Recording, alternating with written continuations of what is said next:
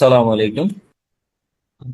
আমি ডাক্তার রাসেল হালি। আমি আপনাদের আজকের মেডিসিন লেকচার 2 শুরু করতে চাচ্ছি। তো আমাদের আজকের লেকচারটা একটু বড়, gastroenterology, nephrology, STD, infectious diseases, সাথে হেপাটোলজি অ্যান্ড রিউমাটোলজি, অর্থাৎ অনেকগুলো চ্যাপ্টার আজকের ক্লাসে ইনক্লুডেড।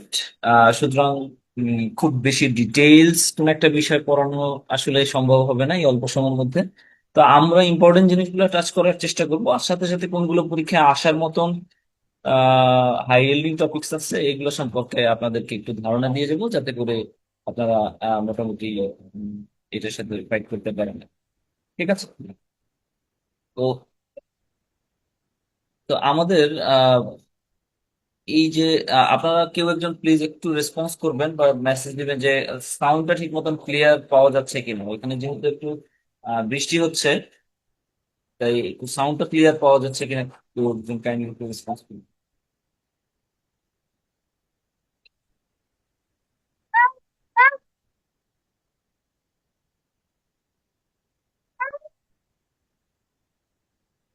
আচ্ছা, জি, আমরা ক্লিয়ারলি শুনতে পাচ্ছি। ঠিক আছে, থ্যাংক ইউ। আচ্ছা, তাহলে আমরা প্রথমে শুরু করি যে গ্যাস্ট্রোএন্টারোলজি টপিকসটা। তো এই যে গ্যাস্ট্রোএন্টারোলজি যে টপিকসটা আছে, সেই টপিকসটার ভিতরে শুরুতে আলাপ আলোচনা আছে ডিসফাজিয়া সম্পর্কে। তো ডিসফাজিয়া থেকে সবচেয়ে বেশি ইম্পর্টেন্ট হচ্ছে যে এই যে ডিসফাজিয়া আছে, সেই ডিসফাজিয়ার ক্ষেত্রে ডিসফাজিয়ার কমপ্লিকেশনস গুলা কি কি হতে পারে, ডিসফাজিয়ার কস্ট একটু দেখা যেতে পারে। কিন্তু ইম্পর্টেন্ট ব্যাপার হচ্ছে যে এই যে ডিসফাসিয়া অথবা গ্যাস্ট্রোএসোফেজিয়াল রিফ্লাক্স ডিজিজ অথবা পেপটিক আলসার ডিজিজ, এই ক্ষেত্রে কতগুলো রিস্ক ফ্যাক্টরস আছে, মানে যেগুলোকে আমরা অ্যালার্মিং সাইন বলে থাকি। এইরকম কোনো অ্যালার্মিং সাইন এখানে আছে কিনা, সেইটা খুবই গুরুত্বপূর্ণ। ঠিক আছে, মানে এইটা পরীক্ষা আসার মতন একটা ইম্পর্টেন্ট টপিক। তা আমরা যদি কজ গুলোর মধ্যে যাই, যে মানে কজের মধ্যে কি কি আছে, এক হচ্ছে ও কিছু ওরোফ্যারেঞ্জিয়াল কজ আছে, যেমন এইগুলো আসলে আমাদের সেন্ট্রাল নার্ভাস সিস্টেমের সাথে রিলেটেড, অর্থাৎ বালবার পলসি, সিডো বালবার পলসি, মায়াস্থেনিয়া গ্রাভিস, মানে নিউরোলজিক্যাল যে কজ গুলো আছে। ইসোফেজিয়াল কিছু কজ আছে, এর মধ্যে কি হতে পারে, পেপটিক আলসার ডিজিজ, তারপর হচ্ছে কোনো ফাইব্রাস রি ইনফরমেশন হতে পারে, মেলিগন্যান্ট কোনো কিছু কন্ডিশন হতে পারে, যেমন কার্সিনোমা ইসোফেগাস, কার্সিনোমা স্টোমাক, এরকম এক্সটেন্সিভ কম্প্রেশন থাকতে পারে।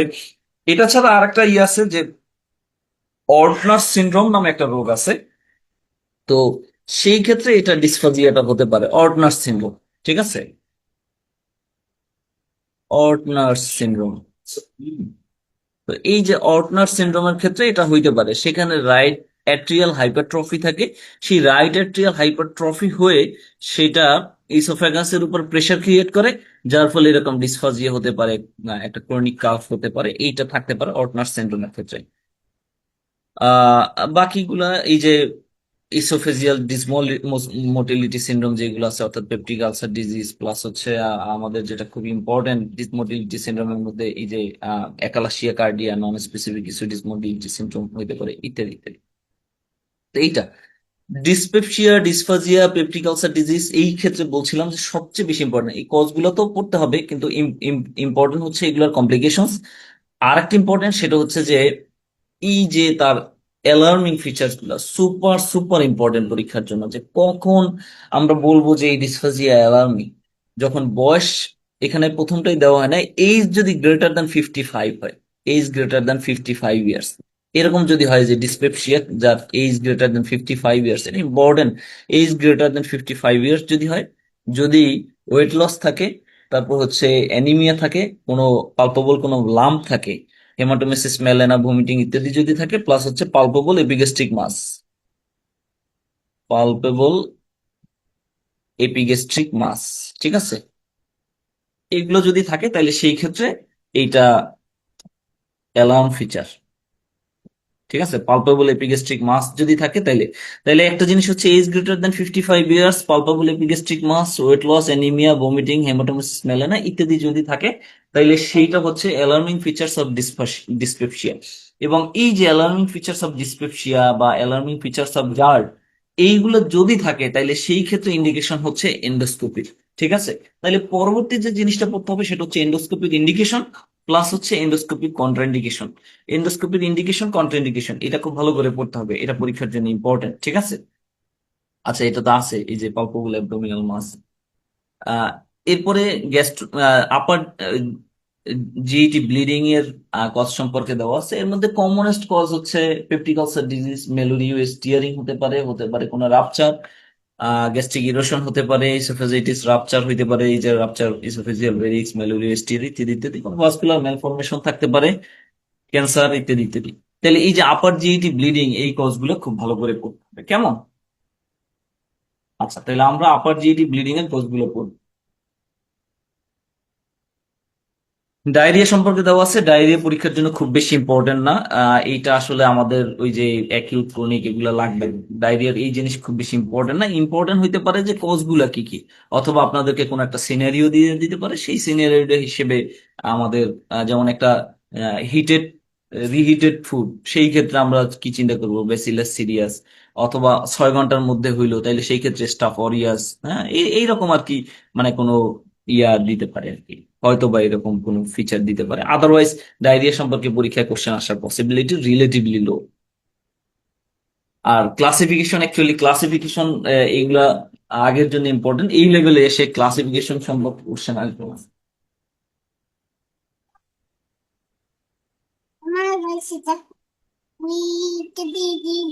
এরপর আসি অ্যাপথাস আলসার। অ্যাপথাস আলসার কি? অ্যাপথাস আলসার সম্পর্কে একটু দেখতে হবে যে, বাবা একটু ক্লাসটা নিয়ে শেষ হয়ে গেল।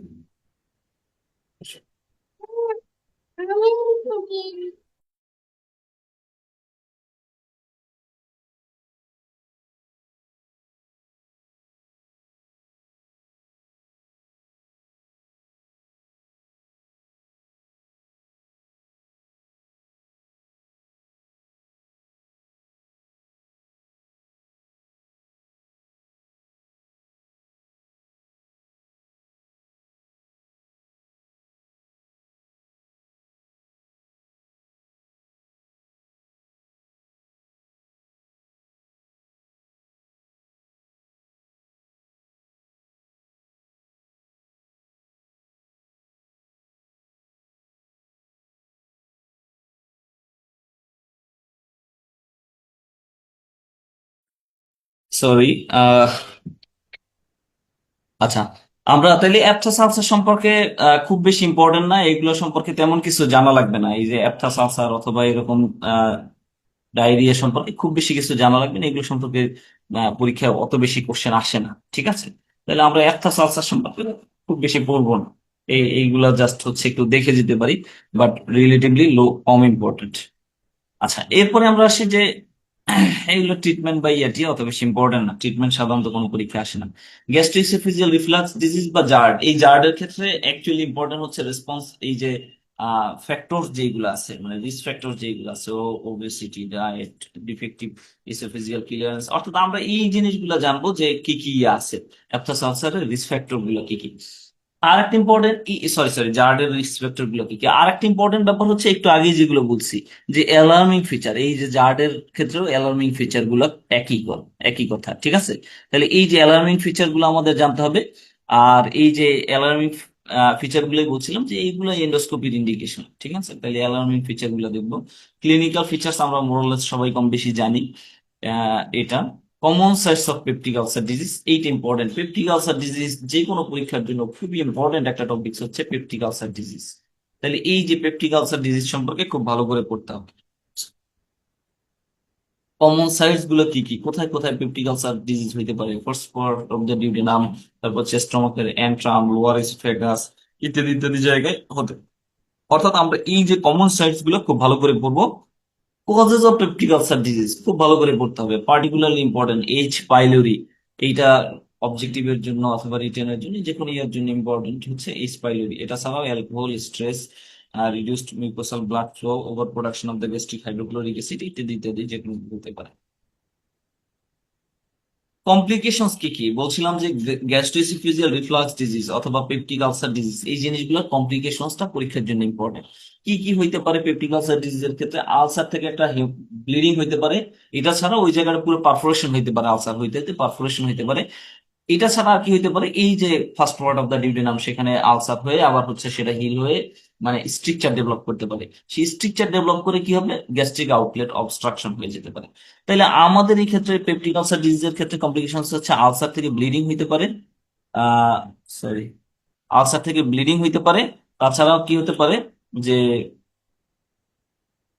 সেখানে পারফোরেশন হতে পারে, স্ট্রিকচার ডেভেলপ করতে পারে, আবার সেখান থেকে গ্যাস্ট্রিক আউটলেট অবস্ট্রাকশন হতে পারে।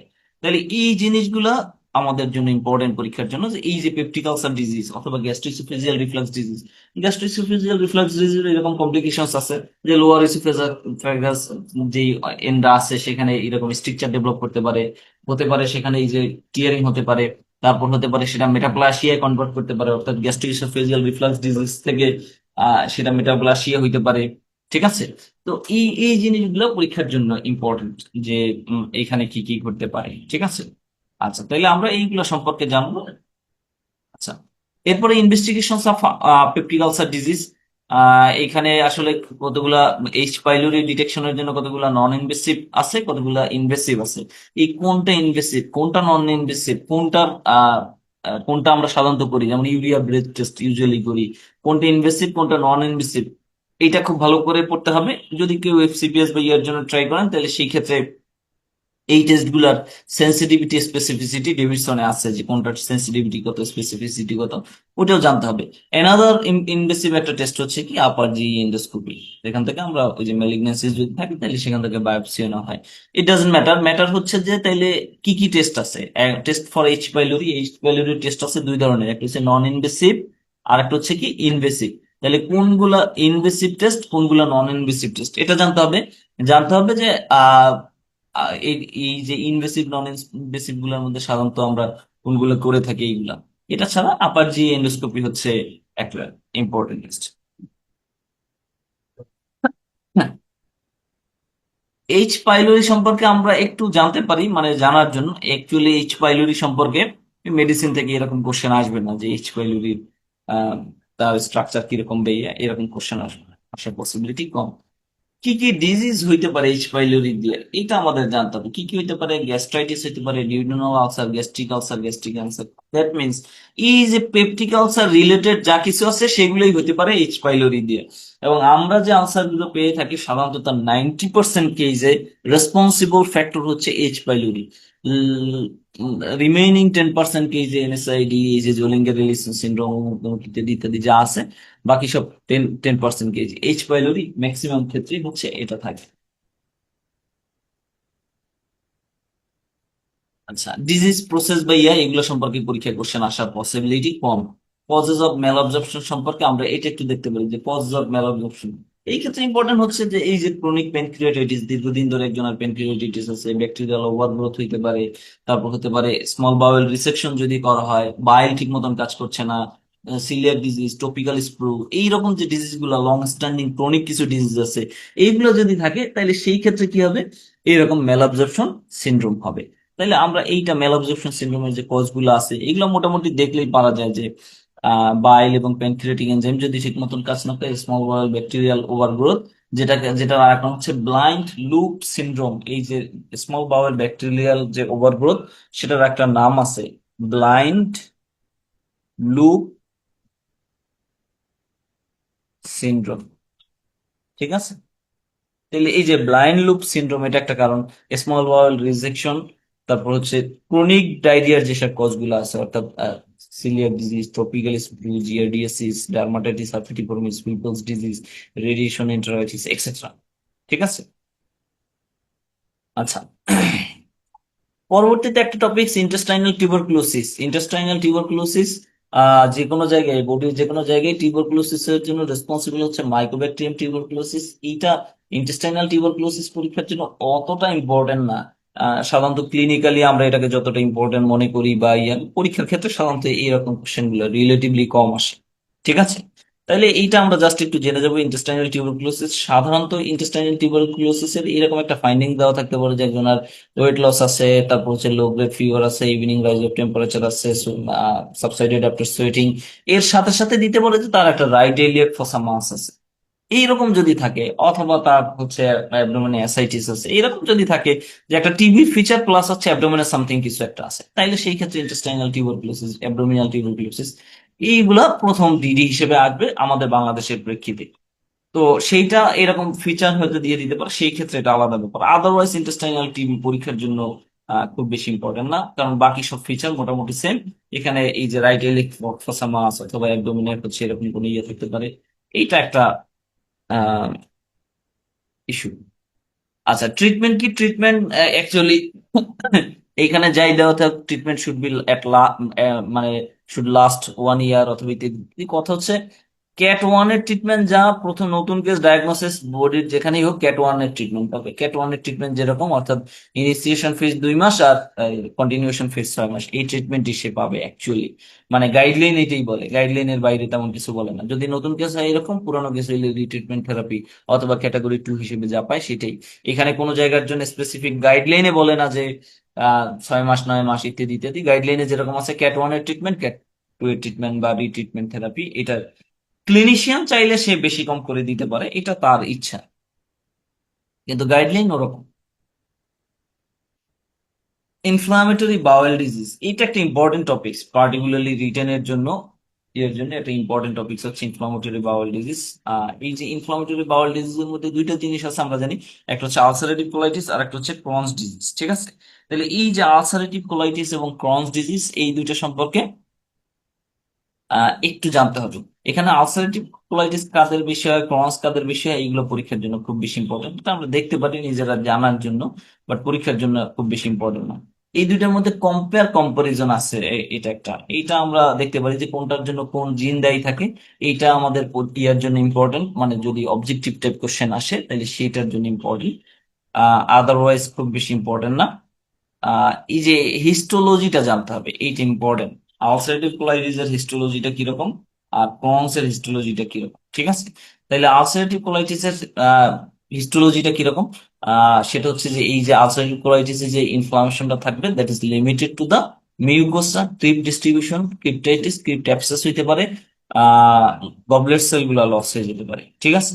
বাট ক্রনস ডিজিজ হচ্ছে নট অনলি মিউকোসা, এটা সাব মিউকোসা বা ট্রান্স মিউরাল ইনফ্লামেশন হয়ে থাকে। ডিপ ফিশারিং অফ আলসার, ফিস্টুলা হয়ে যেতে পারে, প্যাচি চেঞ্জেস, গ্রানুল।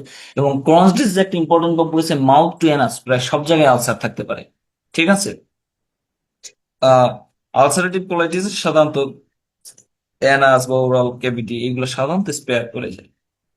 যাই হোক, কিন্তু হিস্টোলজিটা জানতে হবে, কেমন? আচ্ছা, আইবিএস, আইবিএস আমাদের ক্লিনিক্যাল লাইফে যতটা ইম্পর্টেন্ট, পরীক্ষার জন্য আইবিএস খুব বেশি ইম্পর্টেন্ট না। আইবিএস এর কিছু গাইডলাইন আছে। এই মানে এই যে আইবিএস ডায়াগনোসিস করার জন্য যে সিমটমস গ্রেটার দ্যান 6 মান্থ, তারপর হচ্ছে ফ্রিকোয়েন্ট জি প্রবলেম এবং ফ্রিকোয়েন্ট কনসালটেশন, এই এইরকম বিভিন্ন ইয়ে আছে। তো এইগুলো দিয়ে আইবিএস ডায়াগনোসিস করা হয়। অ্যাকচুয়ালি এটা তো functional disorder, diagnosis of exclusion, যার ফলে এটাকে আমরা একটা নির্দিষ্ট ইয়ার মধ্যে ফেলতে পারি না। পরীক্ষার জন্য এটা খুব বেশি আসলে ইম্পর্টেন্ট। অ্যালার্মিং ফিচার বলছিলাম ইম্পর্টেন্ট, এটা সব একই রকম, এবং আমরা এটা একটু দেখে ফেলবো যে এই যে আইবিএস এর ক্ষেত্রে অ্যালার্মিং ফিচার কি কি আছে, ঠিক আছে? বাকি জিনিসগুলো অত বেশি ইম্পর্টেন্ট না।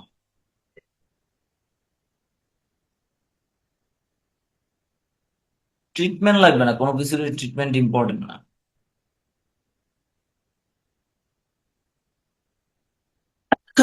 ফাংশনাল ডিসপেপসিয়া লাগবে না পরীক্ষার জন্য।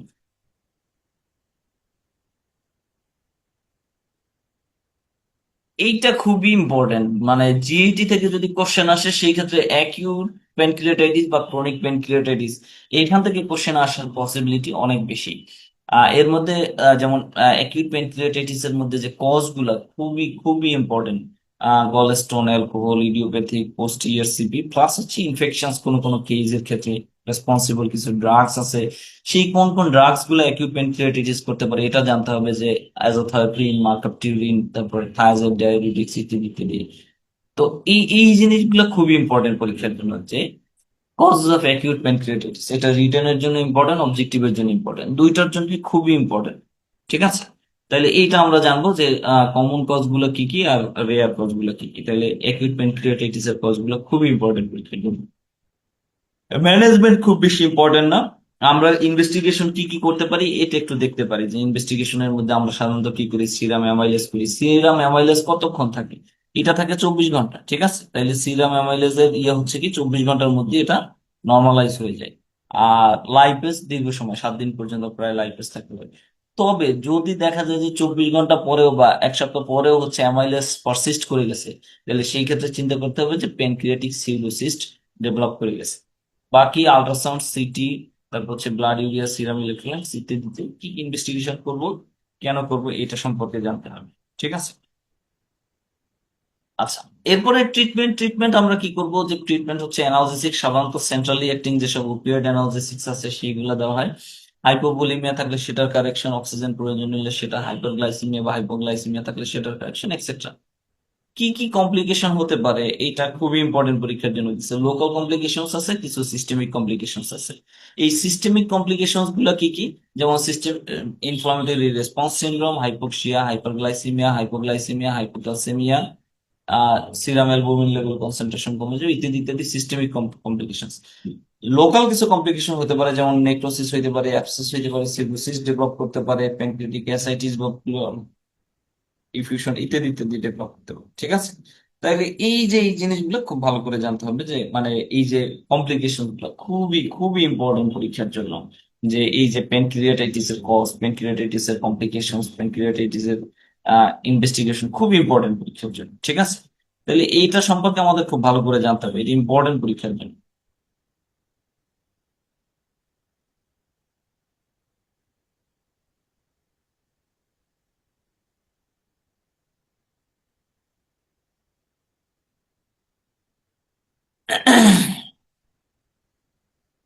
আচ্ছা, তাইলে এইটা সম্পর্কে আমরা একটু ভালো করে জানবো, যে প্যানক্রিয়াটাইটিস এর যে মানে কমপ্লিকেশন গুলো কি কি আছে। অর্থাৎ সিস্টেমিক কমপ্লিকেশন আছে, কিছু লোকাল কমপ্লিকেশন আছে, আর জিইটি তে কিছু কমপ্লিকেশন করতে পারে, এটা আমরা একটু দেখব।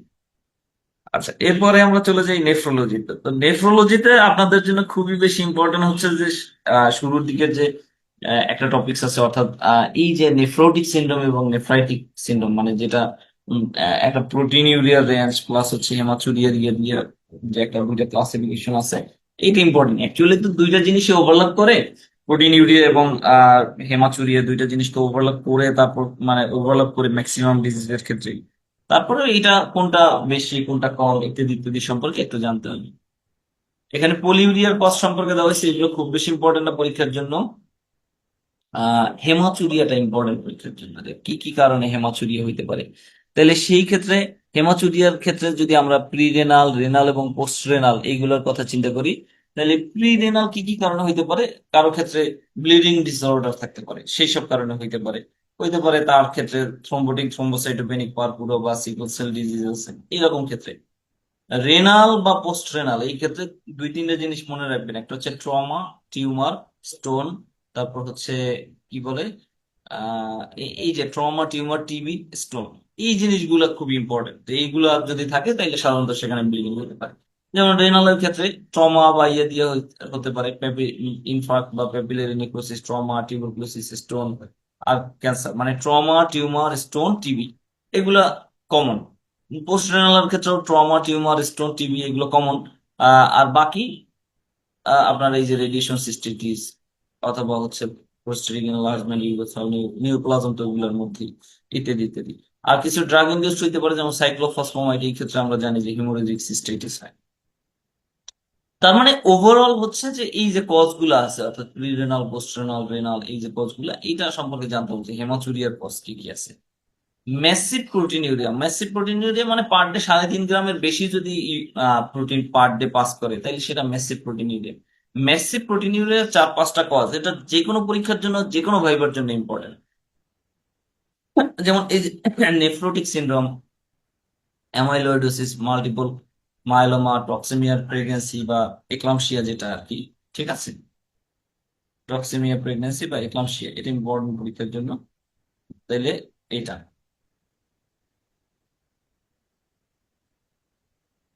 আচ্ছা, তাহলে এই যে 4-5টা কজ, অর্থাৎ একটা ম্যাসিভ প্রোটিন ইউরের যে 4-5টা কজ, এটা সম্পর্কে আমাদের জানতে হবে, এবং এটা যে কোনো পরীক্ষার জন্য অ্যাকচুয়ালি খুবই ইম্পর্টেন্ট পরীক্ষার জন্য। ইউরিনারি ট্রাক্ট ইনফেকশন, এইটা one of the most important common topics এর মধ্যে এটা।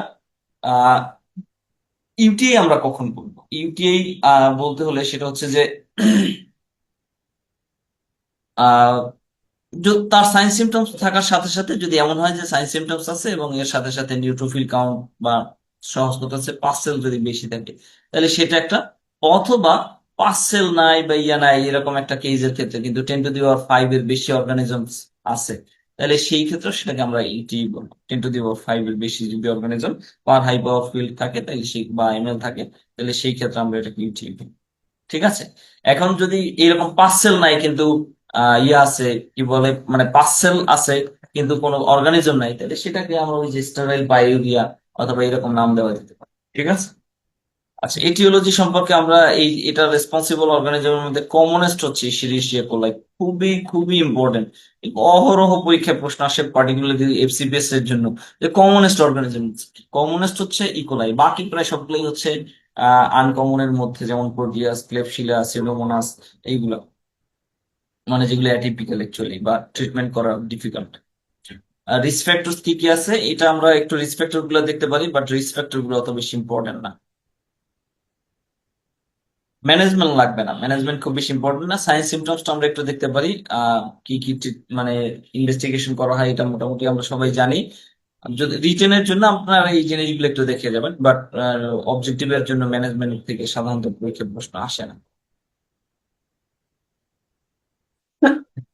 একটা জিনিস লাগতে পারে, সেটা হচ্ছে যে ট্রিটমেন্ট কতদিন দেওয়া যাবে। In case of female uncomplicated UTI যদি হয় তাহলে 3 দিন ট্রিটমেন্ট যথেষ্ট, 3 দিন থেকে 5 দিন। কিন্তু মেইলের ক্ষেত্রে এটা 10 থেকে 14 দিন।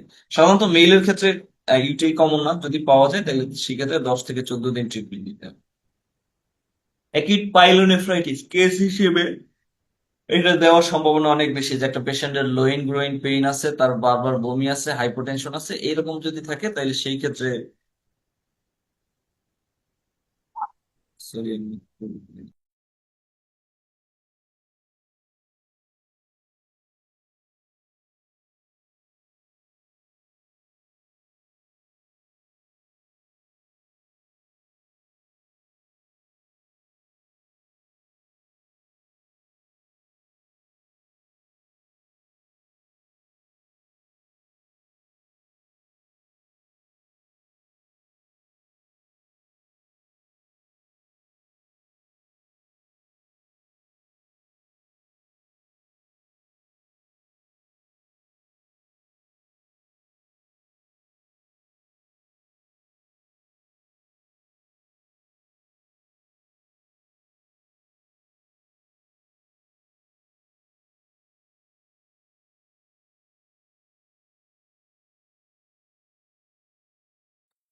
আচ্ছা, সরি।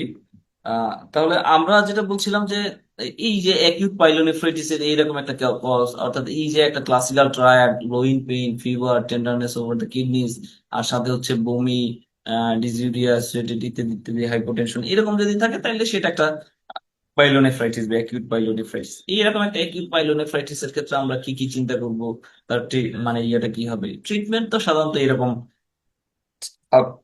আমরা কম বেশি জানি। এগুলো খুব বেশি ইম্পর্টেন্ট। ইম্পর্টেন্ট হচ্ছে যে এইরকম একটা কেস বা এই যে ক্লাসিক্যাল ট্রায়াডটা কি, এটি ইম্পর্টেন্ট পরীক্ষার জন্য।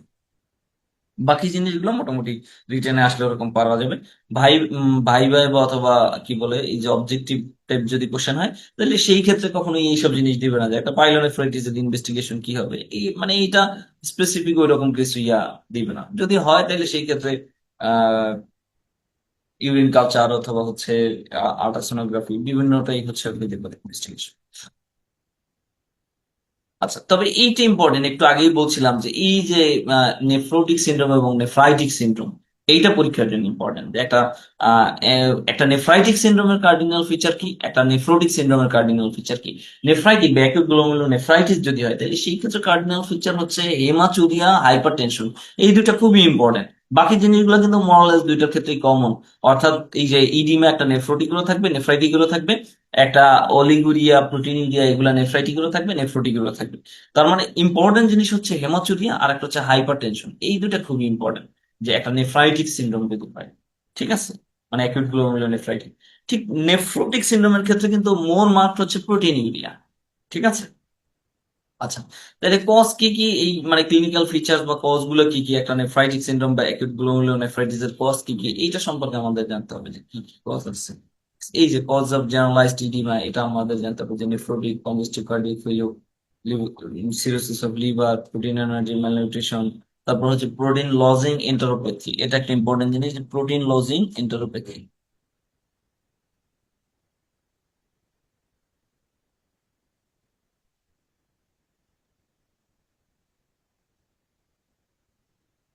এটাও একটা কজ, যে কজ অফ জেনারেলাইজড টিডিএম একটা কজ, অর্থাৎ মানে হাইপো অ্যালবুমিনিমিয়া বা হাইপোপ্রোটিনিমিয়া যেসব ক্ষেত্রে হয়, প্রায় সব ক্ষেত্রেই হচ্ছে এই জেনারেলাইজড টিডিএম।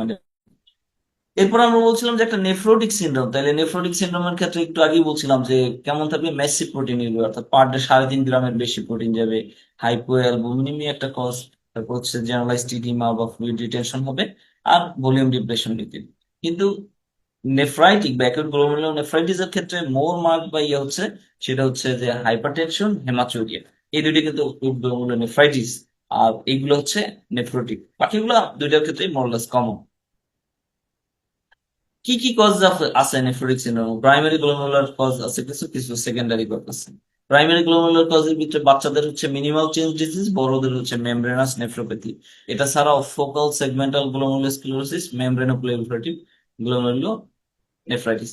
এখানে আপনাদের একটা ইম্পর্টেন্ট জিনিস বলি, সেটা হচ্ছে যে এই ফোকাল আর সেগমেন্টাল গ্লোমেরুলোস্ক্লেরোসিস বলতে কি বুঝে?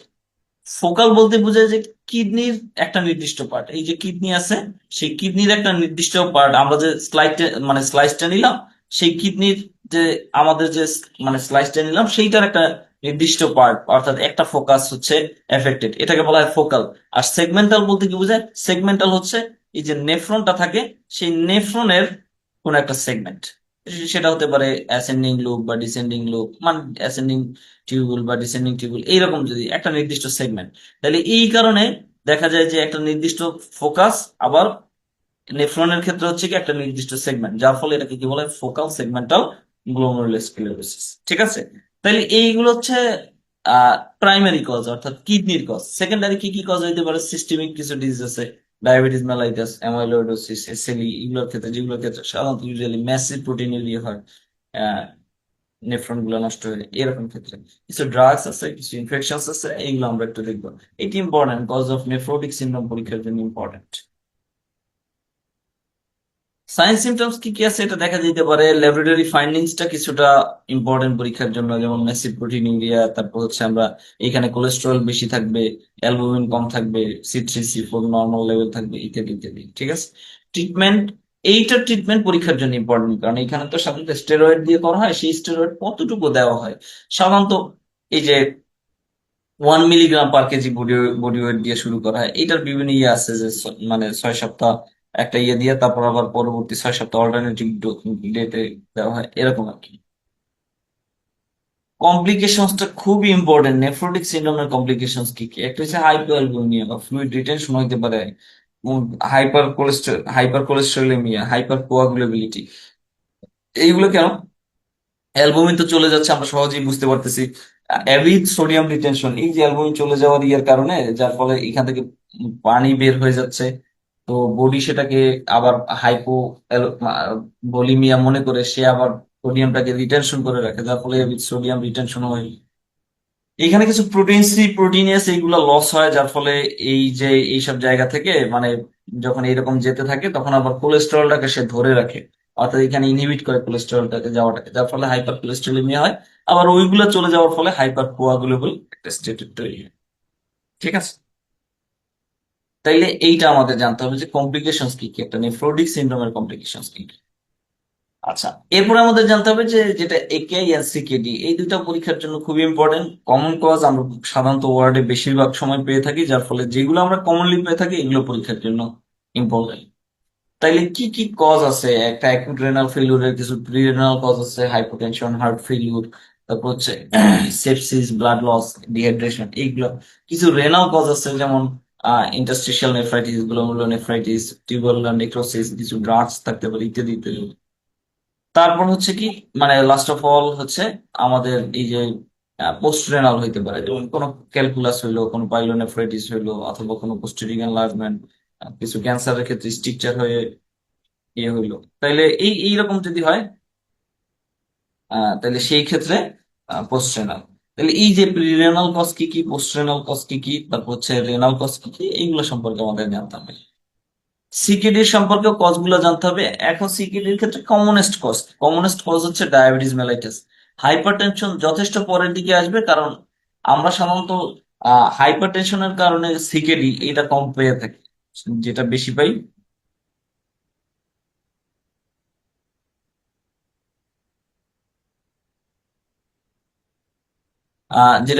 সেটা হচ্ছে যে সিকেডি থেকে হাইপারটেনশন হয়ে গেছে, এইটাই অ্যাকচুয়ালি কমন। হাইপারটেনশন থেকে সিকিডি কিন্তু মানে আমরা আগে যেরকম ধারণা করতাম সেটা কিন্তু রিসেন্ট যে গবেষণাগুলোতে অত বেশি আসে নাই। আচ্ছা, তাইলে আমরা এই ক্ষেত্রে সিকিডির কজ গুলো কি কি এটা দেখবো। সিকিডির ফিচার কি কি, মানে কি কি ফিচার পাওয়া যায়, অর্থাৎ একটা এনিমিয়া, তারপর হচ্ছে কিছু বনি চেঞ্জ পাওয়া যায়, hypertension, uraemic pericarditis, pulmonary oedema, এগুলো আমরা মোটামুটি জানি যে কি কি পাওয়া যায়। তাইলে এটা আমরা একটু দেখবো যে সিকিডি তে আমরা কি কি পাইতে পারি। ঠিক আছে, তাইলে এইগুলো খুব ভালো করে বলবো যে সিকিডির কমপ্লিকেশন গুলো কি কি, অথবা সিকিডি তে আমরা কি কি ফিচার পাই। ডায়েট এন্ড সিকিউরিটি এটা পরীক্ষার জন্য ইম্পর্টেন্ট না, এইগুলো পড়া লাগবে না, এগুলো হয়তো ভাইবা যদি কেউ যায় তাহলে সেই ক্ষেত্রে হয়তো জিজ্ঞেস করতে পারে, আদারওয়াইজ পরীক্ষার জন্য ইম্পর্টেন্ট না। Cause of anaemia and chronic renal failure এটা পরীক্ষার জন্য খুবই ইম্পর্টেন্ট। একটা হচ্ছে যে সিকিউরিটিতে ইরিথ্রোপয়েটিনটা ঠিক মতন রিলিজ হচ্ছে না, তার মানে সেই ক্ষেত্রে একটা প্রবলেম আছে। এটা ছাড়াও কিছু এখানে টক্সিক ম্যাটেরিয়ালস জমা হয়, যেগুলো হচ্ছে আমাদের বোন ম্যারোতে জমা হয়, যার ফলে সেইটা হচ্ছে আমাদের ইরিথ্রোপয়েসিসটাকে ডিফেক্টিভ করে ফেলে। তারপর এই যে টক্সিক সাবস্টান্স গুলা ব্লাডে জমা হওয়ার কারণে সেখানে আবার ইয়েগুলো ভেঙে যাচ্ছে, এইটা আর একটা কারণ। তো সব মিলিয়ে আসলে দেখা যাবে যে ক্রনিক রেনাল ফেলিউর এইসব বিভিন্ন কারণে লাইফ স্প্যান কমে যায়, আহ কি বলে আরবিসির, যার ফলে অ্যানিমিয়া দেখা। রেনাল অস্টিওডিস্ট্রফি এটা একটা মেটাবলিক বোন ডিজিজ। এখানে কি কি থাকবে, অস্টিওম্যালেশিয়া, হাইপার প্যারাথাইরয়েড বোন ডিজিজ, অস্টিওপোরোসিস এবং অস্টিওস্ক্লিরোসিস। তাহলে এটা আমরা দেখবো যে রেনাল অস্টিওডিস্ট্রফির মধ্যে কি কি, মানে রেনাল বা সিকিডিতে আমাদের কি কি আহ এই যে অসুবিধাগুলো হয়ে থাকে। তাহলে অস্টিওম্যালেশিয়া হয়, হাইপার প্যারাথাইরয়েড বোন ডিজিজ সেটা হতে পারে প্রাইমারি অথবা টার্সিয়ারি, অস্টিওপোরোসিস আর অস্টিওস্ক্লিরোসিস। ঠিক আছে, প্রাইমারি না, সরি, সেকেন্ডারি আর টার্সিয়ারি। সেক্সুয়ালি ট্রান্সমিটেড ডিজিজেস সম্পর্কে আছে, এইখানে ইম্পর্টেন্ট হচ্ছে সেক্সুয়ালি ট্রান্সমিটেড ব্যাকটেরিয়াল ইনফেকশন কি, ভাইরাল ইনফেকশন কি, আর এই যে নেইজেরিয়া গনোরি সম্পর্কে।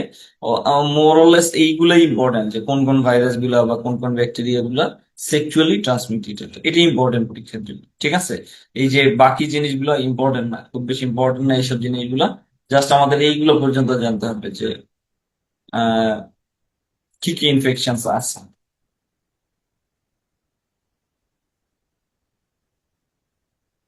গনোরিয়ার এখানে কমন ফিচার্স দেওয়া আছে। গনোরিয়া সম্পর্কে আমরা একটু দেখবো যে এটার রেসপন্সিবল অর্গানিজম কি, তারপর হচ্ছে কালচার করা যায় থেয়ারমার্টিন মিডিয়া, ট্রিটমেন্ট কি, সিপ্রোফ্লক্সাসিন বা সেপ্ট্রাইজিন, এক ডোজ হইলেই চলে, আমরা সাধারণত একটু বেশি দিই। Cause of non gonococcal urethritis এটা একটু দেখতে হবে, যে cause of non gonococcal urethritis. ঠিক আছে, গ্রাম নেগেটিভ ডিপ্লোকোকাই।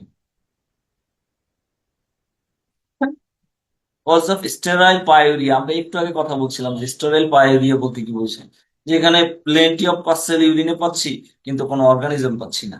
তাহলে সেইটাকে কি বলা হবে, স্টেরাইল পায়োরিয়া। কি কি হইতে পারে, ট্রমা, টিউমার, টিবি, অ্যান্টিবায়োটিক খাওয়ার হিস্ট্রি থাকতে পারে, স্টোন হইতে পারে, কিছু viral infection, parasitic infection, fungal infection, আর মাইক্রোপ্লাজমা ক্লামাইডি এরকম অ্যাটিপিক্যাল ইনফেকশন যদি হয়, তাহলে সেই ক্ষেত্রে কালচারে অথবা ইয়াতে পাওয়া যাবে না, বাট প্লেন্টি অফ পার্সেল এখানে থাকবে। ঠিক আছে, তাহলে এগুলো হচ্ছে স্টেরয়েড পাইউরিয়া কজ। ট্রিপোনেমা প্যালিডিয়ামটা একটু দেখতে পারে, এই যে সিফিলিস ইয়েগুলা, মানে primary syphilis, secondary syphilis. Primary সিফিলিসে থাকে শ্যানকার, তারপর হচ্ছে সেকেন্ডারি সিফিলিসে থাকে কন্ডাইলোমাটা লাটা। ঠিক আছে, টার্সিয়ারি সিফিলিসের ফিচার্স এইগুলো সম্পর্কে একটু দেখতে হবে। তাহলে এই যে নিউরোসিফিলিস যেটা, এইগুলা সম্পর্কে একটু দেখতে হবে, শ্যানকার, শ্যানক্রয়েড কি, এগুলো সাধারণত পেইনলেস আলসার হয় এখানে। ঠিক আছে, টারশিয়ারি সিফিলিসে থাকবে গামা। তাহলে প্রাইমারি সিফিলিসে থাকবে কি শ্যাঙ্কার, সেকেন্ডারি সিফিলিসে থাকবে কন্ডাইলোমাটা লাটা, টারশিয়ারি বা লেট সিফিলিসে থাকবে সাধারণত এই যে গামা ফর্মেশন। ঠিক আছে, তাহলে কোথায় কি হয় এইটা সম্পর্কে আমরা একটু দেখতে পারি। মানে এই যে টেস্ট গুলা নন স্পেসিফিক কি কি, স্পেসিফিক কি কি, এটা খুবই ইম্পর্টেন্ট পরীক্ষার জন্য। এটা আসতে পারে পরীক্ষায় যে স্পেসিফিক টেস্ট কি কি আর নন স্পেসিফিক টেস্ট কি কি। ঠিক আছে,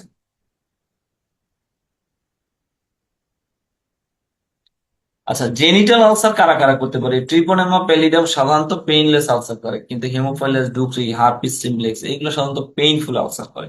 ঠিক আছে, তাহলে এটা হচ্ছে পেইনলেস, ট্রিপোনেমা প্যালিডাম যেটা করে আর কি, অর্থাৎ সিফিলিসের যেটা হচ্ছে পেইনলেস, আর বাকিগুলা এগুলো সাধারণত পেইনফুল।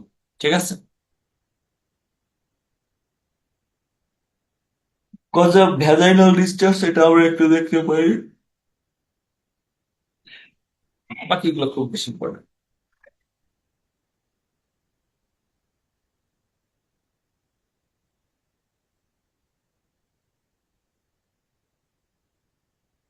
আচ্ছা, ইনফেকশনাস ডিজিজ গুলোর মধ্যে আমরা মাইকোব্যাকটেরিয়াম টিউবারকুলোসিস, এইটা তো আমরা জানি যে সব সময়ের জন্য, মানে বাংলাদেশে যদি আরো 20 বছর পর্যন্ত যদি কোনো পরীক্ষা হয় তাহলে সেই ক্ষেত্রে টিবি সবসময় ইম্পর্টেন্ট। তাহলে এইটা সম্পর্কে আমাদের জানতে হবে। প্রাইমারি টিবি কি, তারপর হচ্ছে মিলিয়ারি টিবি কি, পোস্ট প্রাইমারি পালমোনারি টিবি কি, এটা ছাড়াও জানতে হবে গন ফোকাস গন কমপ্লেক্স। এই যে গন ফোকাস গন কমপ্লেক্স এটা পরীক্ষার জন্য ইম্পর্টেন্ট। ঠিক আছে, যে কোনো জায়গায় এটা জিজ্ঞেস করতে পারে। অথবা তাহলে গন ফোকাস কি, যেইখানে যেই লিম্ফ নোডটাকে অ্যাটাক করলো সেই লিম্ফ নোডটার ওই এরিয়াটাকে, মানে যে এরিয়াটাকে অ্যাটাক করলো ওই এরিয়াটাকে বলা হয় কি গন ফোকাস। আর ওই এরিয়া প্লাস হচ্ছে সারাউন্ডিং লিম্ফ নোড, তখন এটাকে একসাথে কি বলা হয় গন কমপ্লেক্স। ঠিক আছে, তাহলে গন ফোকাস হচ্ছে কি যে এরিয়াটাতে টিবি অ্যাটাক করছে ওই এরিয়ার চারপাশে এই যে এপিথেলিয়াল সেল বা ম্যাক্রোফেজটা জমা হয়ে একটা ফোকাস তৈরি করে, এটাকে বলা হয় গন ফোকাস। ওই গন ফোকাস প্লাস হচ্ছে পাশের কাছাকাছি যে লিম্ফ নোড আছে দুইটাকে একসাথে বলা হয় কি গন কমপ্লেক্স। তাহলে এটা ইম্পর্টেন্ট পরীক্ষার জন্য।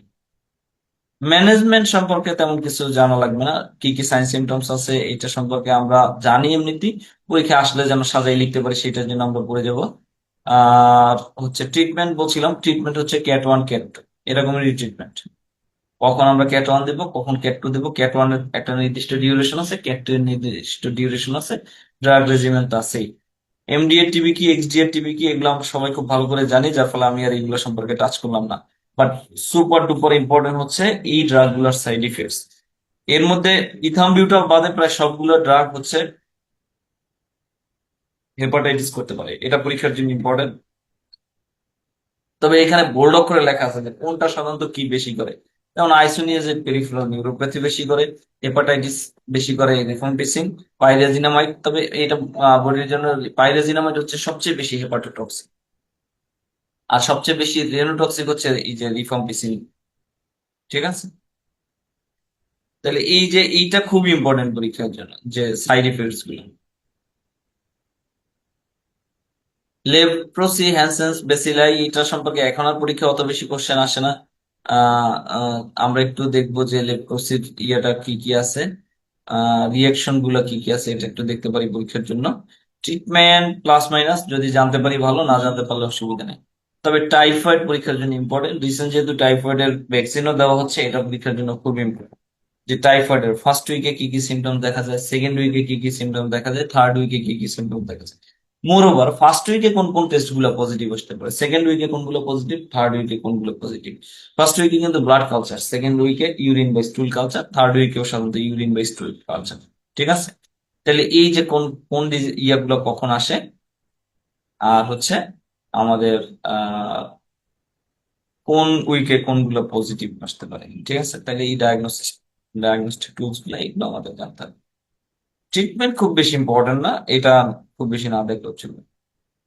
এন্টামিবা হিস্টোলাইটিকা এটা তো সাধারণত অ্যামিবিক ডিসেন্ট্রি করে থাকে, তাইলে এটা আমাদের দেখতে হবে ডরম্যান্ট হিসেবে কতদিন থাকতে পারে। এইটাকে কিল করার জন্য আমরা সাধারণত এই যে ডাইলোক্সাইনাইড, ফিউরয়েড বা এগুলো খাইতে হয় ইত্যাদি ইত্যাদি। এটা সম্পর্কে একটু দেখতে পারি, তবে পরীক্ষার জন্য অত বেশি আসে না। লিভার অ্যাবসেস দুই ধরনের হইতে পারে, একটা হইতে পারে অ্যামিবিক লিভার অ্যাবসেস আর একটা হচ্ছে পায়োজেনিক লিভার অ্যাবসেস। সাধারণত পায়োজেনিক লিভার অ্যাবসেস গুলো মাল্টিপল থাকে, অ্যামিবিক লিভার অ্যাবসেস গুলো সিঙ্গেল থাকে। অ্যামিবিক লিভার অ্যাবসেসে আমরা যদি একটু মানে এখান থেকে পাঁচটা নিয়ে আসি তাহলে দেখবো অ্যাংচোভিস সস লাইক অ্যাপিয়ারেন্স, ঠিক আছে। বায়োজেনিক লিভার অ্যাবসেস যদি থাকে, যেটা ব্যাকটেরিয়া, সেই ক্ষেত্রে তার সিস্টেমিক সাইন সিমটমস অর্থাৎ ফিভার, চিলস, রাইগর, অন্যান্য সিস্টেমিক ইনফ্লামেটরি রেসপন্স সিন্ড্রোম যেগুলো, এইগুলা মার্কড হয়। অ্যামিবিক লিভার অ্যাবসেসে সাধারণত এগুলো লেস মার্কড হয়, আস্তে আস্তে ডেভেলপ করে। অ্যামিবিক লিভার অ্যাবসেসের ক্ষেত্রে ট্রিটমেন্ট হচ্ছে এই যে ওরাল মেট্রোনিডাজল, কিন্তু ইয়ার ক্ষেত্রে ট্রিটমেন্ট হচ্ছে কি আইভি অ্যান্টিবায়োটিক যেগুলি। অ্যামিবিক লিভার অ্যাবসেসের ক্ষেত্রে সাধারণত ওরাল মেট্রোর সাথে এই যে আইভি অ্যান্টিবায়োটিক দেওয়া। জিআরডি ইন্টেস্টাইনালিস এগুলো পরীক্ষার জন্য অতটা ইম্পর্টেন্ট না, সাধারণত নাম দাম জানলে চলবে। ম্যালেরিয়া পরীক্ষার জন্য ইম্পর্টেন্ট, যে কোনো পরীক্ষার জন্য ম্যালেরিয়াটা জানতে হবে, এটা পরীক্ষার জন্য ইম্পর্টেন্ট। ঠিক আছে। তাহলে ম্যালেরিয়ার হোস্ট কি কি আছে, কোথায় হয়, এন্ডেমিক রিজিয়ন কোনটা, ঠিক আছে, এগুলো সম্পর্কে একটু জানতে হবে। ক্লিনিক্যাল ফিচার্স অতটা ইম্পর্টেন্ট না, হেপাটোমেগালি, স্প্লিনোমেগালি থাকতে পারে। তবে ম্যালেরিয়ার ক্ষেত্রে ইম্পর্টেন্ট হচ্ছে ট্রিটমেন্ট আর কমপ্লিকেশন। কমপ্লিকেশন গুলো আমরা একটু দেখবো, ট্রিটমেন্ট একটু দেখতে হবে। এই যে ম্যালেরিয়ার ক্ষেত্রে ট্রিটমেন্ট গুলা কি কি, তাইলে এইটা পরীক্ষার জন্য ইম্পর্টেন্ট। আচ্ছা, এরপর আছে লিশম্যানিয়া ডনবনি, বা এই যে আমাদের কালাজ্বর যেটা আছে, কালাজ্বরের ক্ষেত্রে এই যে লিশম্যানিয়া ডোনাগন, এটার ক্ষেত্রে কোন কোন প্যারাসাইট গুলা দেয়, এবং এখানে দুইটা ফর্ম আছে, একটা হচ্ছে প্রোমাস্টিগোট, একটা হচ্ছে অ্যামাস্টিগোট।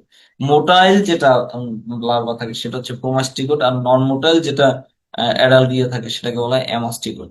এই যে প্রোমাস্টিগোট, অ্যামাস্টিগোট সম্পর্কে জানতে হবে, কোনটা কোথায় পাওয়া যায় এগুলো সম্পর্কে জানতে হবে।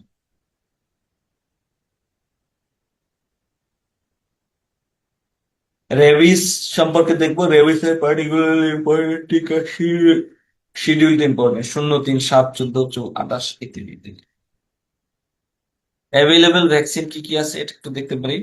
আহ, এখন সাধারণত এই যে হিউম্যান ডিপ্লয়েড সেল ভ্যাকসিনটাই দেওয়া হয়। এইচআইভি পরীক্ষার জন্য ইম্পর্টেন্ট, এইচআইভির ক্ষেত্রে আসলে কি কি ঘটে, সিনড্রোমের কারণ কি, তারপর হচ্ছে কমপ্লিকেশনস কি, এইচআইভির ক্ষেত্রে টেস্ট কি, কখন কোন টেস্ট করবে, এটাও ইম্পর্টেন্ট পরীক্ষা।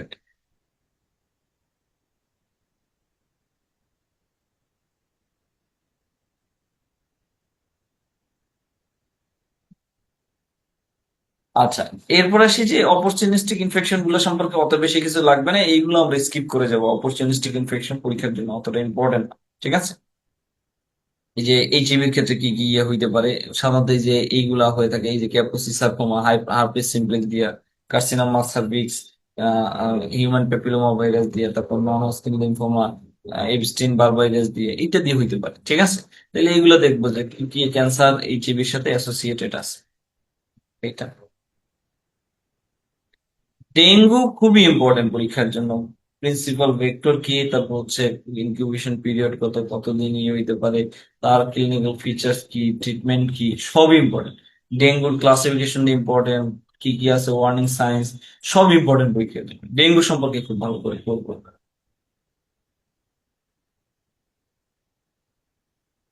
যে ডেঙ্গু ওয়ার্নিং ডিজিজ যেগুলো আছে,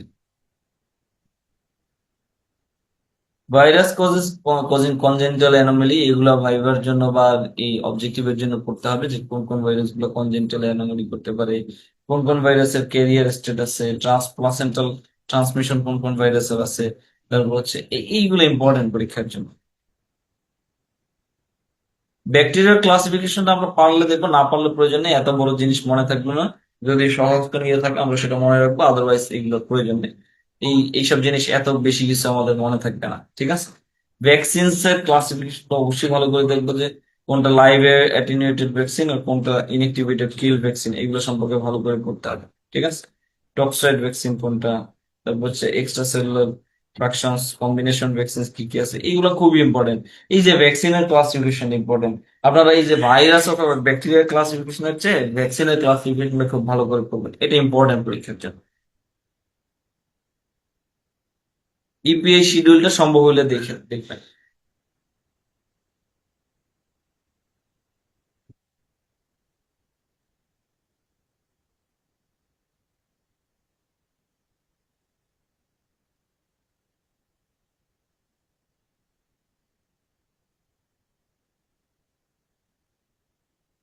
আচ্ছা, এরপর আসি, আমরা বলছিলাম যে আজকে হেপাটোলজি এবং রিউমাটোলজিও আছে।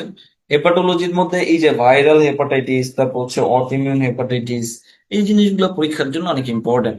প্লাস হচ্ছে হেপাটোসেলুলার কার্সিনোমা, সিএলডি তো সবসময়ের জন্য মোরালেস ইম্পর্টেন্ট। তাহলে এই জিনিসগুলোই আছে ইয়াতে। অ্যানাদার ইম্পর্টেন্ট জিনিস উইলসন ডিজিজ, এখান থেকে পরীক্ষায় কোশ্চেন থাকে। ভাইরাল হেপাটাইটিস এর মধ্যে কমন ভাইরাস গুলো কি কি আছে এটা আমরা জানবো।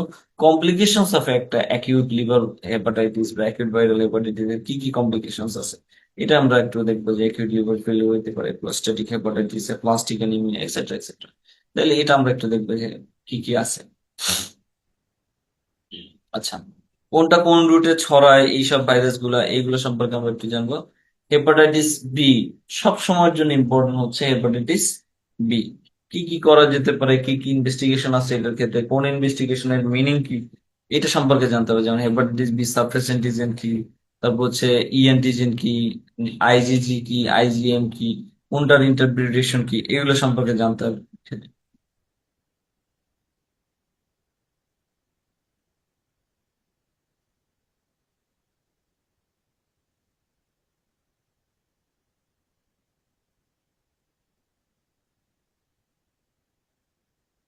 আচ্ছা, তাহলে এই যে হেপাটাইটিস বি, হেপাটাইটিস সি, এগুলো সম্পর্কে মোরালেস জানবো। তারপর হেপাটাইটিস ই, ডি, ই, এগুলো আসলে পরীক্ষার জন্য অতটা ইম্পর্টেন্ট না। সাধারণত ইটা প্রেগনেন্ট লেডিদেরকে অ্যাটাক করে থাকে। এটা সাধারণত অ্যাডোলেসেন্ট অথবা অ্যাডাল্ট এজের ছেলেদেরকে আক্রমণ করে থাকে বা মেয়েদেরকে, যারা বাইরে খাবার দাবার খায়। সাধারণত এটা ওয়াটার। সিএলডি সম্পর্কে পড়তে হবে, যে সিএলডি কি, সিএলডি ক্লাসিফিকেশনটা, এটা সম্পর্কে জানতে হবে যে সিরোসিস অফ লিভার আমরা কোন কোন ক্ষেত্রে এবং তার কি কি কজ আছে। একটা তো ভাইরাস গুলো অফকোর্স, এর বাইরে non alcoholic fatty liver disease, alcoholic fatty liver disease, এইগুলোর ক্ষেত্রে কি হতে পারে, সিএলডি হতে পারে। ঠিক আছে, তাহলে সিএলডির কজ গুলো কি কি এটা সম্পর্কে আমাদের একটু জানতে হবে। মরফোলজিটা অতটা ইম্পর্টেন্ট না, কমন কজ গুলো তো সম্পর্কে একটু আগে বললামই। নতুন করে আর তেমন কিছু পড়তে হবে না। স্টিগমাটা অফ সিএলডি, এইটা তো আমরা সবাই জানি যে ভাইবার জন্য বা রিটেনের জন্য খুব ইম্পর্টেন্ট হচ্ছে স্টিগমাটা অফ সিএলডি, এটা খুব ইম্পর্টেন্ট।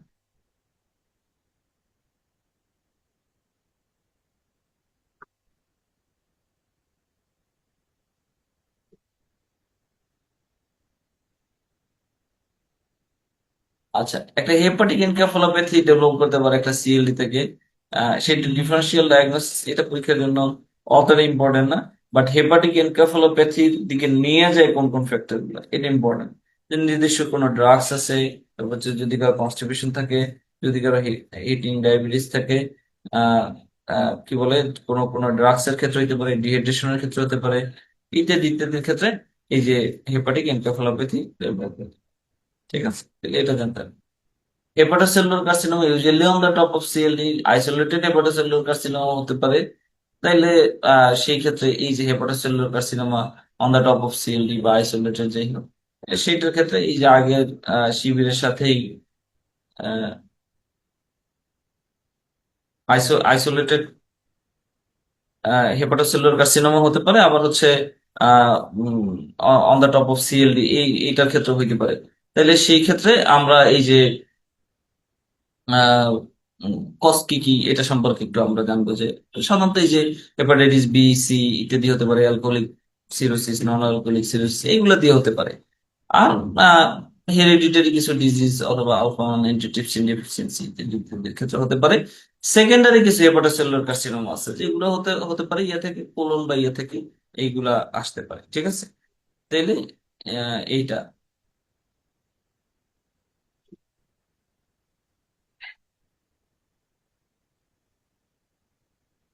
হেপাটোস্প্লিনোমেগালির কজগুলো সম্পর্কে আমরা একটু দেখবো। এটা পরীক্ষার জন্য মোরলেস সবসময় ইম্পর্টেন্ট, যে আইসোলেটেড একটা হেপাটোমেগালির কজ কি, একটা স্প্লিনোমেগালির কজ কি, অথবা হেপাটোস্প্লিনোমেগালি দুইটি একসাথে থাকলে সেটার কজ কি, একটা জাস্ট পালপেবল স্প্লিনের কজ কি। এটা ইম্পর্টেন্ট পরীক্ষার জন্য। এন্টেরিক ফিভার, ম্যালেরিয়া, আর ইনফেক্টিভ এন্ডোকার্ডাইটিস বা সাবএকিউট ব্যাকটেরিয়াল এন্ডোকার্ডাইটিস ইত্যাদি।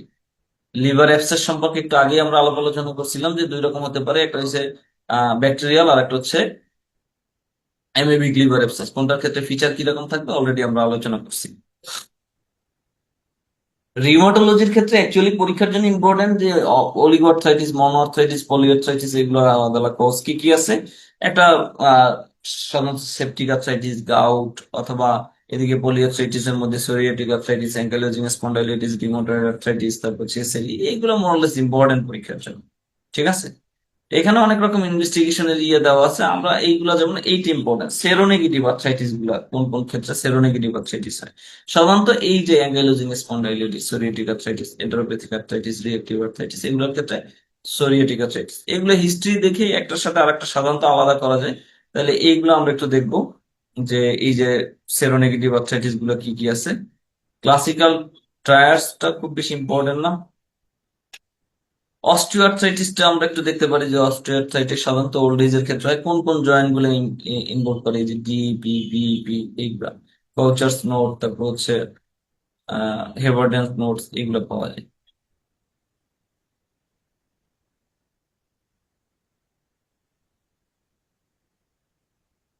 গাউটটা পরীক্ষার জন্য ইম্পর্টেন্ট, অ্যাকিউট গাউটি আর্থ্রাইটিস সাধারণত পিউরিন মেটাবলিজমের ক্ষেত্রে মানে যদি ডিফেক্টিভ থাকে তাহলে সেই ক্ষেত্রে ইউরিক অ্যাসিড জমা হয় বডিতে, এবং এই যে ইউরিক অ্যাসিড জমা হয় তারপর হচ্ছে আমাদের গাউট হয়। সাধারণত এই যে ফার্স্ট মেটাটার্সোফ্যালাঞ্জিয়াল জয়েন্টসে মনোসোডিয়াম ইউরেট জমা হয়, এবং সেইটার কারণে যে পেইনটা হয় এইটাকে আমরা সাধারণত কি বলি, অ্যাকিউট গাউটি আর্থ্রাইটিস। এবং এই যে অ্যাকিউট গাউটি আর্থ্রাইটিস, এই একটা মনো আর্থ্রাইটিস এর one of the commonest cause হচ্ছে অ্যাকিউট গাউট। ঠিক আছে।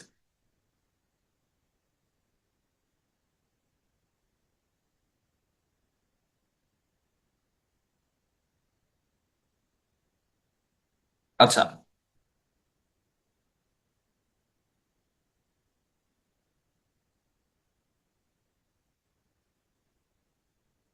এরপরে তাইলে আমরা এই যে গাউট সম্পর্কে দেখবো। গাউটের ক্ষেত্রে সাধারণত এই যে মানে ক্রিস্টাল অ্যাসোসিয়েটেড আর্থ্রাইটিস এর অনেকগুলো ইয়ে দেওয়া আছে, এগুলো অত বেশি ইম্পর্টেন্ট না। গাউটের ক্ষেত্রে যেটা দেখবো যে সেটা হচ্ছে যে মানে কজ অফ হাইপার ইউরেসিমিয়া কি কি আছে। সাধারণত আমাদের এই যে যদি পিউরিন মেটাবলিজম ডিফেক্টিভ থাকে সেটা, ডিক্রিজ রেনাল এক্সক্রিশন, যদি আমরা হচ্ছে রেড মিট বেশি খাই, ডাল জাতীয় জিনিস বেশি খাই, তারপর হচ্ছে কিছু ড্রাগস আছে থায়াজাইন, ইওডোজেসপিরিন, তারপর হচ্ছে সিডোস্পিরিন, পাইরেজিনামাইড ইত্যাদি ইত্যাদি, এইগুলা। এখন একটা অ্যাকিউট গাউট এবং একটা ক্রনিক গাউট বলছিলাম। First metatarsal Joints usually attack করে, এইটা রিকারেন্ট ক্রনিক গাউট হইতে পারে। সাধারণত একটা ইয়েতে কি ইনভেস্টিগেশন করা হয় এটি ইম্পর্টেন্ট। আমরা সাধারণত এই যে মাইক্রোস ইয়া করি, কি বলে, নেগেটিভ বাই রেফ্রিজারেন্সেস যেটা আর কি। ঠিক আছে। তাহলে একটা হচ্ছে অ্যাসপিরেট করা যেতে পারে মনোসোডিয়াম ইউরেট ক্রিস্টাল, যদি আইসোলেট করা যায় সেটা। আর একটা হচ্ছে ওই যে নেগেটিভ বাই রেফ্রিজারেন্সেস যেটা করা হয়, সেখানে সাধারণত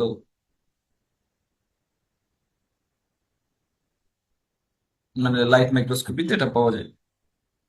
আচ্ছা, ট্রিটমেন্ট কি হবে ফার্স্ট? সাধারণত এনএসআইডি, তারপর হচ্ছে কলচিসিন, স্টেরয়েড, এগুলোই ট্রিটমেন্ট। ঠিক আছে। তাহলে আমরা ট্রিটমেন্ট কি কি আছে এইগুলো সম্পর্কে আমরা একটু জানবো।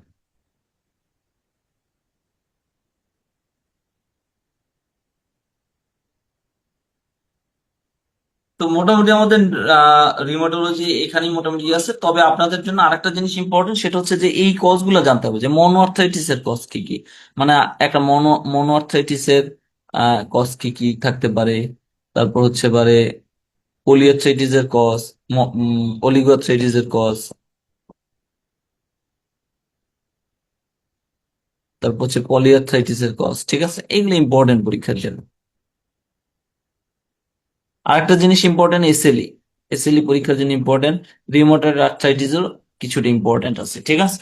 তাহলে এই যে কজ গুলো জানতে হবে, এসএলই, রিউমাটয়েড আর্থ্রাইটিস, এইগুলো সম্পর্কে কিছুটা জানতে হবে। ঠিক আছে। বাকিগুলো আসলে খুব বেশি ইম্পর্টেন্ট না, বাকিগুলা ইয়ের মধ্যেই চলে আসে। তো মোটামুটি এই পর্যন্তই। যদি কারো কোনো প্রশ্ন থাকে তাহলে আমরা সেগুলোর উত্তর দেওয়ার চেষ্টা করবো, আর যদি প্রশ্ন না থাকে তাহলে আমরা ক্লাস শেষ করবো।